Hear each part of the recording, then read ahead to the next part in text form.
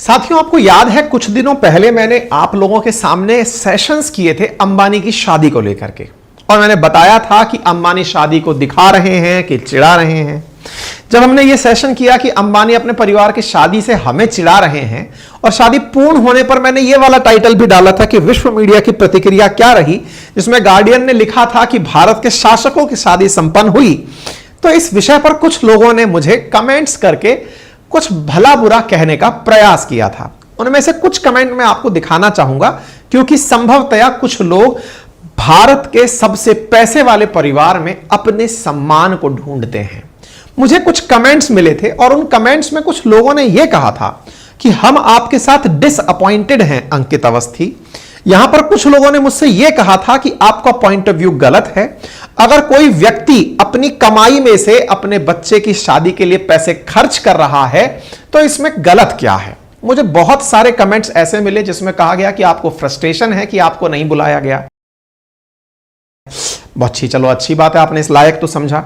अब ऐसे में ये जितने भी कमेंट्स मुझे उस समय ट्रोल करने के लिए आए मेरे इन सेशंस में, जो मुझे ये ज्ञान दे रहे थे कि आपको क्या अगर उसने अपने बच्चे की शादी पर पैसे खर्च किए तो। बिल्कुल, मुझे तो क्या इसी को बताने के लिए आज आपके सामने दूसरी खबर यह है साथियों कि अगर आपको यह पता चले कि जिन अंबानी परिवार ने अपनी शादी में लगभग 5,000 करोड़ रुपए खर्च किए, उन लोगों ने पिछली साल से अब तक अपनी कंपनी से 42,000 लोगों को नौकरी से निकाल दिया है।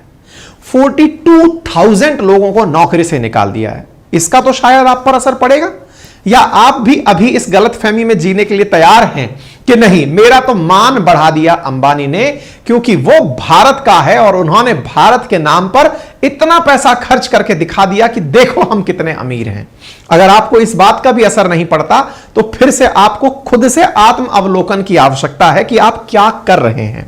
फिलहाल मैं आपको सूचना दे रहा हूं, और सूचना यह है कि इस समय रिलायंस इंडस्ट्रीज फिर से सुर्खी में है, क्योंकि उन्होंने अपनी टोटल वर्कफोर्स का लगभग यह कहा जाए 11% तो ले ऑफ कर दिया है, और साथ में उन्होंने अपने द्वारा रिलायंस इंडस्ट्री लिमिटेड में से 42,000 लोगों को निकाल दिया है।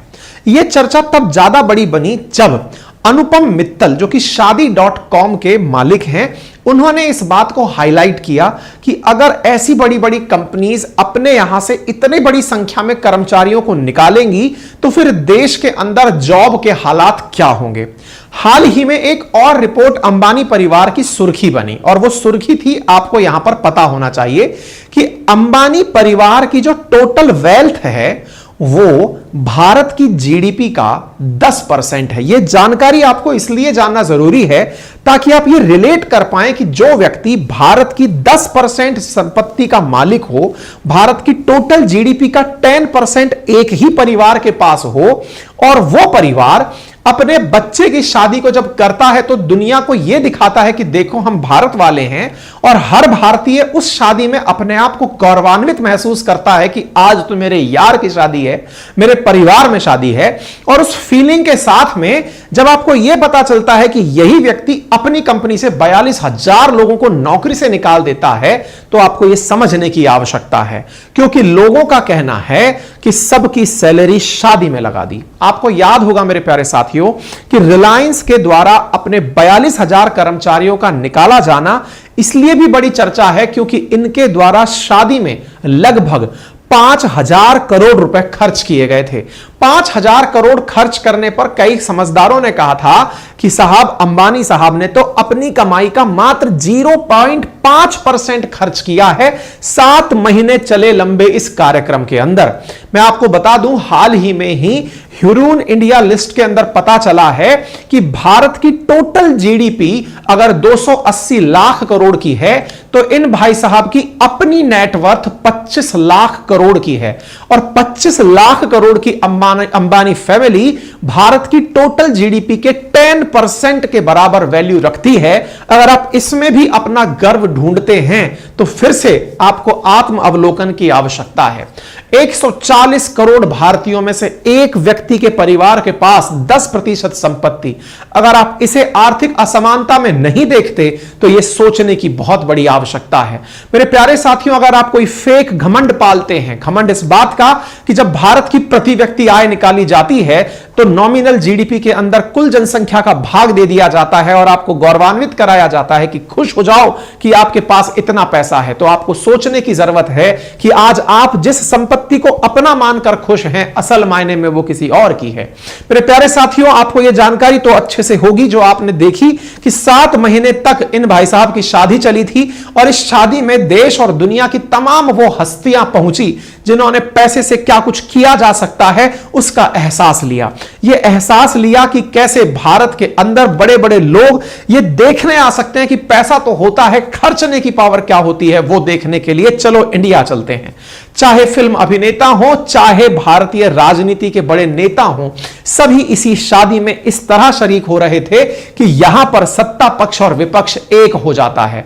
लगभग 7 महीने चले इस कार्यक्रम के अंदर देश की तमाम पॉलिटिकल पार्टी से, तमाम प्रकार की विचारधाराओं से, दुनिया की चाहे कितनी भी राइवल कंपनीज हो, वो सभी प्रकार के लोग यहां पर एक मंच पर पहुंचकर इतना प्यार दिखा रहे थे कि लग रहा था कि अगर सबको एक साथ लाने की क्षमता किसी में है, संभवतः वो भारत की संसद भी ना कर पाए जो काम अंबानी परिवार कर गया। देश के तमाम राजनेताओं को जो कितने भी ज्यादा अंबानी को ट्रोल करने के लिए जाने जाते हो, वो सब एक मंच पर लाने की अगर किसी के पास क्षमता थी तो वो अंबानी परिवार था, और वो तो उसने अपने मात्र 0.5% वेल्थ को खर्च करके ही कर दिया। तो विचार करिए कि ये आदमी कितना पैसे वाला है। पैसे वाला तो है सो है, लेकिन अपने इसने इस पैसे में इसने जो 5,000 करोड़ खर्च किए, उस 5,000 करोड़ से दुनिया में लगभग 10 ऑस्कर सेरेमनीज यूएस में आयोजित करवाई जा सकती थी। इतना पैसा इस आदमी ने अपने बच्चे की शादी में खर्च किया। अच्छा, हमने जब इसकी चर्चा की तो बहुत से लोगों ने हमें घसीटा, कहा सर खर्चा कर दिया तो इसमें आपको दिक्कत क्या है? अजी मुझे कोई दिक्कत नहीं है। मैंने तो आपको पहले भी कहा था, दिक्कत मुझे पहले भी नहीं थी। मुझे दिक्कत जिन बातों से थी वो मैंने आपको बताई। इनने जियो के प्राइस बढ़ाए, मुझे दिक्कत हुई, मुझे दर्द हुआ कि नहीं यार, हमारे बहुत सारे भाई बहन ऐसे हैं जिनको इस बात से परेशानी है। अब 42,000 लोग निकले हैं, इनमें कोई ना कोई अपना जानने वाला तो होगा यार, जो कि कहीं ना कहीं नौकरी किसी तरह से इनके साथ पा रहा होगा। उसकी नौकरी चली जाने पर मुझे तो दुख होगा। मुझे तो दुख होगा जब मुझे पता चले कि मेरे भारत की टोटल जीडीपी का 10% एक परिवार रखकर बैठा है। टॉप 10 मोस्ट वैल्यूएबल फैमिलीज जब भारत की निकाली गई तो पता चला अंबानी परिवार 10% इंडिया की जीडीपी का रखकर बैठा है। भारत की जीडीपी जो दुनिया में इस समय 5वीं बड़ी अर्थव्यवस्था बनी हुई है, $3.5 ट्रिलियन से ऊपर की इकोनॉमी है, जिसमें प्रति व्यक्ति आय $2731 प्रति व्यक्ति आय है। अगर हम एक तरह से यह मान लें कि हमारी टोटल जीडीपी में 10% केवल अंबानी का है, तो मैं यह सोचता हूं कि अगर हम 10% को हटा के बात करें तो विचार करिए कि प्रति व्यक्ति आय में से लगभग इस परसेंटेज में से भी $270 हट जाएंगे। $270 हटने का मतलब यह है कि आज जो मुझे बताया जाता है कि मेरे प्यारे भारतीयों, आपकी प्रति व्यक्ति आय $2731 है, मुझे जानकर यह आश्चर्य होना चाहिए कि हम खामखाही फर्जी घमंड में जी रहे हैं। हम घमंड इस बात का पाल रहे हैं कि सोचो हमारे प्रत्येक आदमी के पास कितना पैसा है।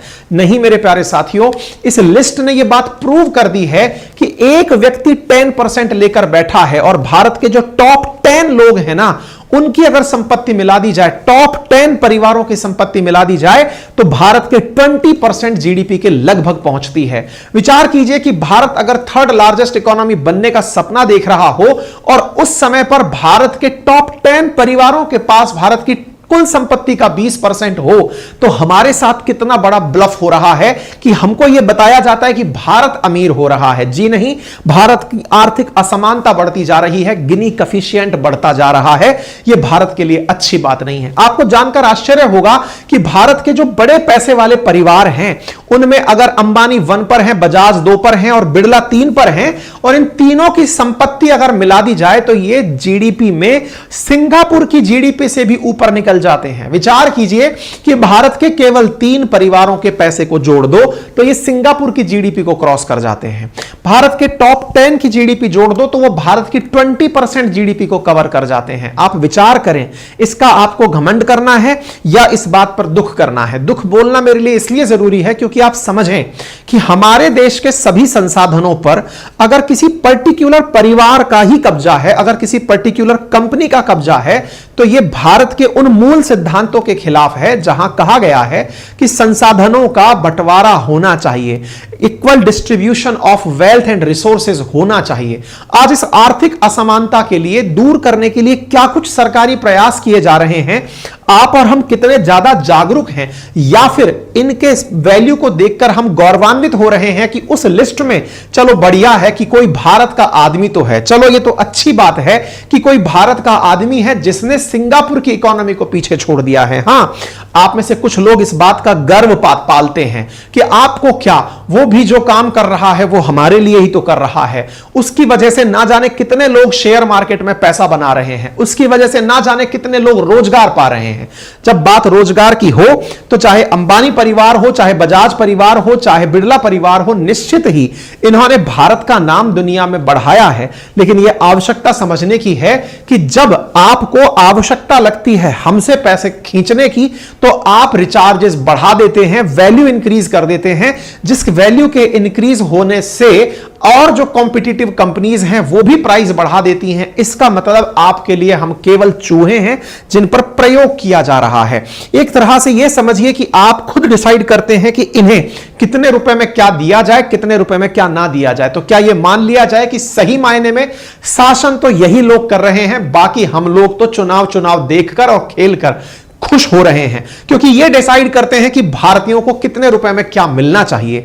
मैंने इसीलिए एक सेशन किया था जिसमें बताया था कि भारत को गुलाम बना रहा है जियो, जिसको आप लोगों की तरफ से बहुत प्यार मिला था और इसी के कारण परिणाम यह निकला था कि जियो को अपने प्राइसेस गिराने पड़े थे, अपने रिचार्जेस महंगे करने पड़े थे। इसके बाद पूरे भारत में ट्रेंड चल गया था कि बीएसएनएल को वापस लेकर आओ। ये वो वीडियो था जिसने बहुत बड़ा इंपैक्ट क्रिएट किया था। लेकिन इसके बावजूद मुझे कुछ लोग ट्रोल करते हुए पाए गए थे जिन्होंने मुझे यह कहा था कि वो व्यक्ति अपने बच्चे की शादी पर पैसे खर्च कर रहा है तो इसमें आपको क्या, आपकी मानसिकता दिखती है कि आप बड़ा संकीर्ण सोचते हैं। जी नहीं जनाब, आपके कमेंट्स मेरी सर आंखों पर, क्योंकि आपकी प्रतिक्रिया मुझे मजबूत बनाती है। लेकिन तब भी मेरा सवाल यही था कि आप करिए जो आपको करना है, लेकिन यह तरीका क्या कि आपने अपने एक अधिकार के चलते हुए हम सब लोगों को जब ठीक लगा तब फ्री में 6 महीने इंटरनेट खपाया, और जब ठीक लगा तो प्राइसेस ऐसे बढ़ा दिए, 25% तक आपने एकदम प्राइसेस बढ़ा दिए बिना बताए कि चलिए क्या फर्क पड़ेगा। इसका मतलब आपके लिए केवल हम चूहे हैं। मैंने इस बात पर प्रतिक्रिया दी थी।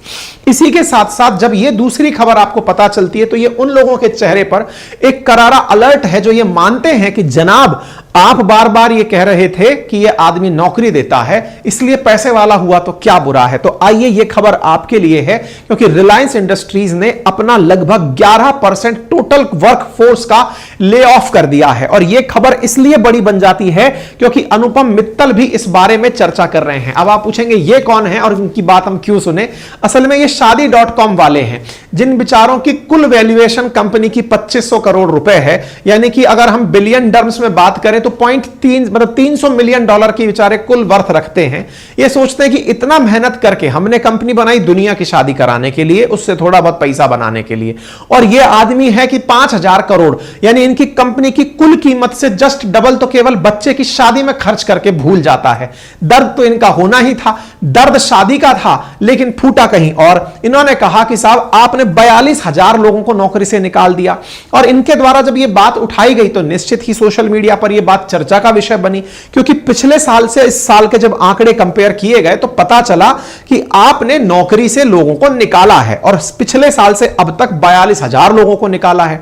अब आपको यह समझ में आए कि नौकरी से निकाला क्यों जाता है, तो कंपनी से नौकरियों से तभी निकाला जाता है जब आपको लगता है कि डिमांड में कमी आ गई है, या फिर आप इसलिए निकालना चाहते हैं क्योंकि आप कॉस्ट कटिंग करना चाहते हैं, आप पैसे बचाना चाहते हैं। तो वही मैं कह रहा हूं कि बचाया हुआ पैसा लगा कहां दिया, शादी में लगा दिया साहब। इतनों की तनख्वाह कटी तो शादी में लग गई, क्योंकि जियो का जो मैं अगर 25,000 रुपए भी प्रति व्यक्ति सैलरी मानूं और मानकर चलूं कि 42,000 लोग 25,000 रुपए महीने की वार्षिक मंथली सैलरी पर थे, तो भी जो आंकड़ा निकलकर आता है वो 1,000 करोड़ रुपए पर मंथ और 100 करोड़ रुपए पर मंथ के हिसाब से 12 महीने का 1,200 करोड़ रुपए निकलकर आता है। ऐसे में 1,200 करोड़ इंटू 4-5 साल की नौकरी पकड़ लो, इतना इन्होंने अपने बच्चे की शादी में मात्र 7 महीने में खर्च कर दिया। इसका मतलब यह हुआ कि अगर वास्तविकता में ही यह व्यक्ति भारतीयों को नौकरी देने के लिए मेहनत कर रहा था तो शायद यह दिन तो भारतीयों को ना देखने पड़ते कि इसकी कंपनी से इतने सारे लोग निकाल दिए जाते। अब बात निकलती है कंपनीज निकालती क्यों है, तो सब कॉस्ट कम करने के लिए निकालती हैं।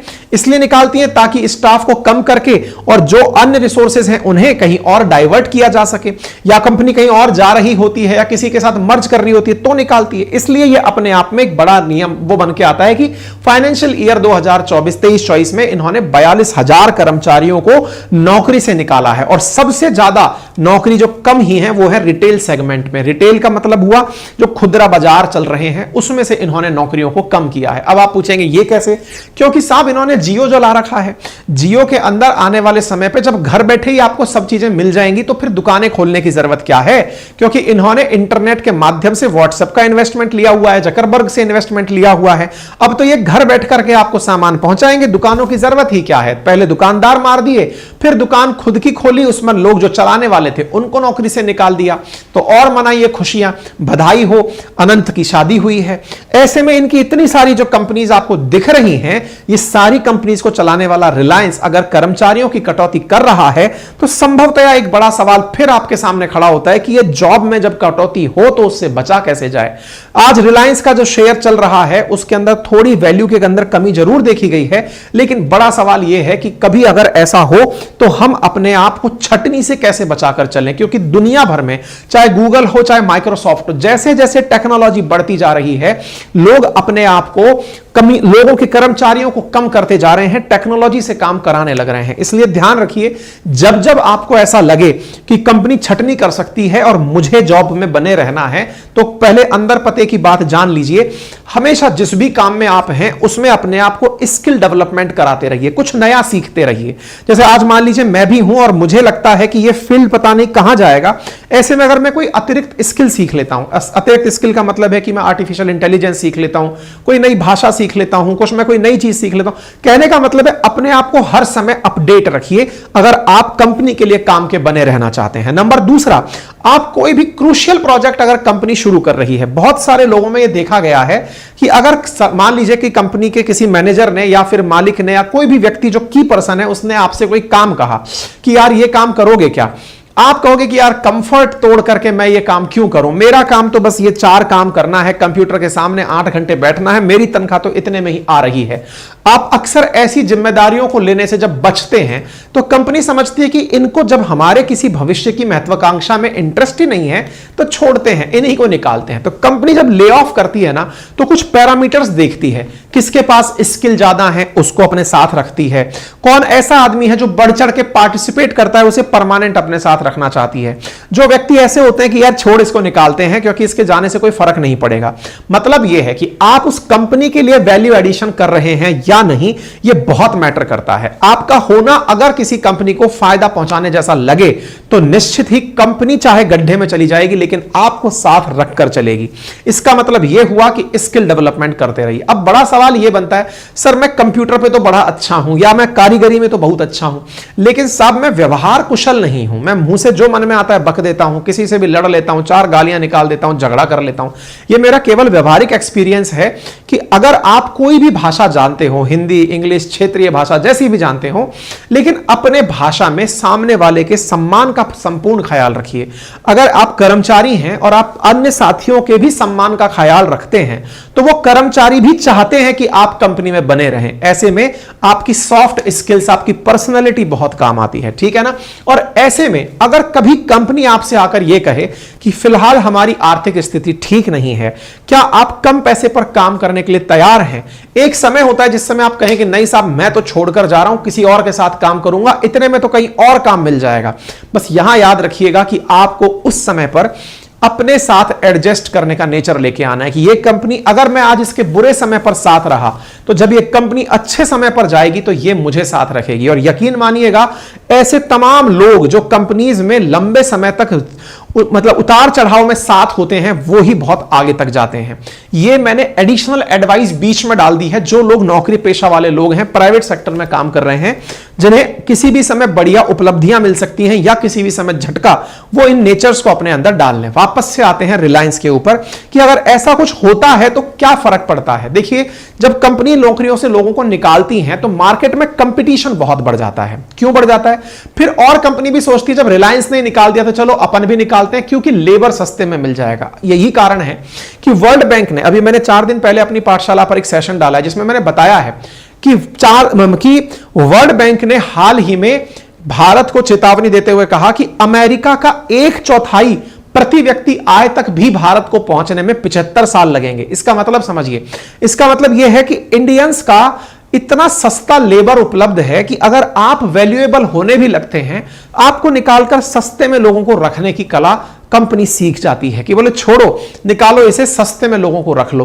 अब जब कंपनी बड़े लोगों को निकाल ही दे रही है नौकरी से, तो फिर बहुत ही सस्ते दामों पर कर्मचारी मार्केट में उपलब्ध होने लगते हैं, क्योंकि कस्टमर के अंदर भी यह भाव आ जाता है कि कंपनी पिट गई, कंपनीज को लगने लगता है कि कंपनी चल नहीं पा रही। ऐसे में आवश्यकता है मार्केट सेंटीमेंट्स को बनाए रखने के लिए बड़ी कंपनियों की जिम्मेदारी बनती है। खैर, फिलहाल के लिए तो चूंकि हम वापस से वहीं आते हैं, चर्चा जब रिलायंस की हो रही है, तो आपसे बस इतनी सी गुजारिश करते हैं कि ऐसी चीजों पर जब भी कोई प्रतिक्रिया आपके दिमाग में बनकर आए कि साहब हमें इस पर क्या टिप्पणी करनी है, क्या नहीं करनी है, तो टिप्पणी तो छोड़िए, पहले अपने हित सोचिए। और उस हित में भारतीय होने का हित यह है कि भारत में संसाधनों का इक्विटेबल डिस्ट्रीब्यूशन कैसे हो, क्योंकि भारत के नीति निदेशक तत्व भी आर्टिकल 39 में इसी की चर्चा कर रहे हैं। ठीक है, बाकी आप इस विषय पर क्या सोचते हैं, अपनी राय कमेंट बॉक्स में जरूर रखें।